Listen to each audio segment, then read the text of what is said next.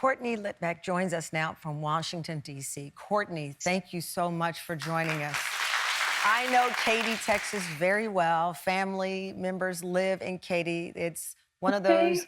ideal suburbs, right? This is where nothing bad is supposed to happen. You were targeted on social media, and help me understand this, because they were operating through fellow high school students? Correct. Yes, I was unfortunately and unknowingly being targeted by multiple groomers and trafficking networks right at my own high school. And the two ways that they had access to me were in person during school hours on campus in plain sight, and also through devices and technology and social media such as Instagram and Snapchat. You know, over the course of nearly a year, you developed this relationship with this individual online. What were the things that he was talking to you about to gain your trust?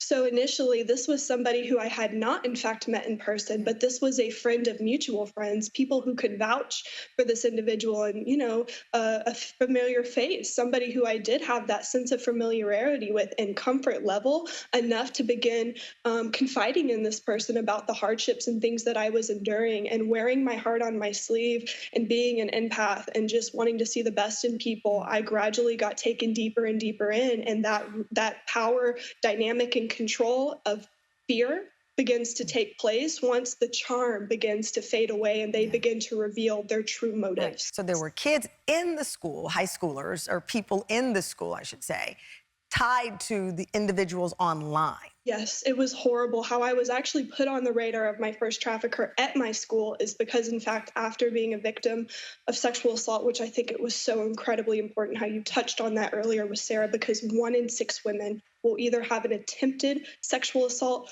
or completed sexual assault within their lifetime in the United States. That's unacceptable. At my own high school, once I discovered after being assaulted and harassed at my school that students had filmed me unconsensually and had disseminated that content without my knowledge, it ended up in the hands of a child pornography, also known as child sexual abuse material, ring right at my own high school by fellow students in my grade. And people approached me after seeing this, because it is the worst nightmare that can happen to a high school female student, is to have this become your Yeah. reputation. It didn't matter who I was my whole life before. And that is how I was put on the radar of these groomers Oh in my my first. gosh.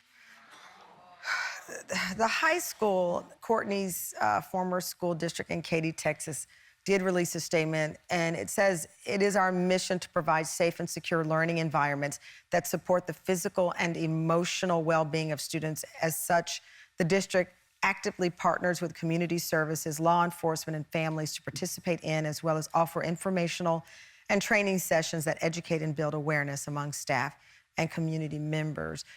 Courtney, though, back to you and the story with you, you eventually, with this person, you found, you thought you loved them. You thought this trafficker had broken you down and you started to believe that there was love there. And then you were sold to traffickers for a finder's fee of $500, or as you put it, $500 for my life. You could never have told me that that would be my journey. And it took a time to get to that journey. And I became unrecognizable, not only to my peers and my parents, but to myself as well. And I was free falling through life, and they put everything out there that they believed that I needed for me to grasp onto. And they became my rock. They told me they were the only people who would love me for everything that had happened to me, and now everything and every bit about who I had become, who my trauma had made me, not my true self, not who God created me to be, not my identity found in my trauma, but that is what they capitalized on in order to exploit me for it. Courtney, you're so strong. Let me tell you, you are so strong. At 17, as we said, you were lured into this sex trafficking ring. This went on for several years. How were you finally able to escape? So after several years of being trafficked across the country, being sex trafficked and assaulted and harassed and taken advantage of and exploited for profit on a daily basis during what should have been my senior year of high school, I was trafficked across the country after so many times that I had fled and I was brought back in to different trafficking networks. God had instilled in me and had been working on my heart. You are surrounded and in the face of literal evil, Tamron. And I can tell you right now that I have been in the face and in the darkest of darkest places. But when they took everything from me, when they broke me in every way I didn't know a human being could possibly be broken, the one thing they could not take from me was my faith. And I'm so incredibly fortunate to have an upbringing that I am so privileged to have that so many people do not, because that was such an important part in partnering that with the truth that came from my identity being found as a priceless child of God, was that I was worth it. And God spoke to me that I needed to run and fight for my life. God does exist and listen and answer prayers, and he mourns. He mourns, and his heart is so broken for the broken people further perpetuating and hurting and creating more broken people in our broken world and society. But I heard that voice of truth.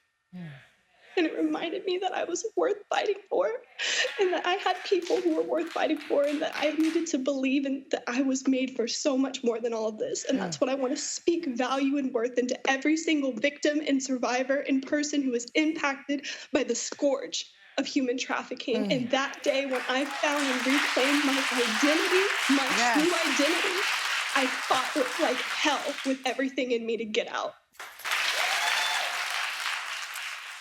I introduced you by saying that you are currently in Washington, D.C., and I can reveal to the Tam fam the reason why Courtney's in Washington, D.C. is because after 2 years after escaping trafficking, she was appointed to the United States Advisory Council on Human Trafficking. And her life's mission is to end trafficking around the country and anywhere that it happens.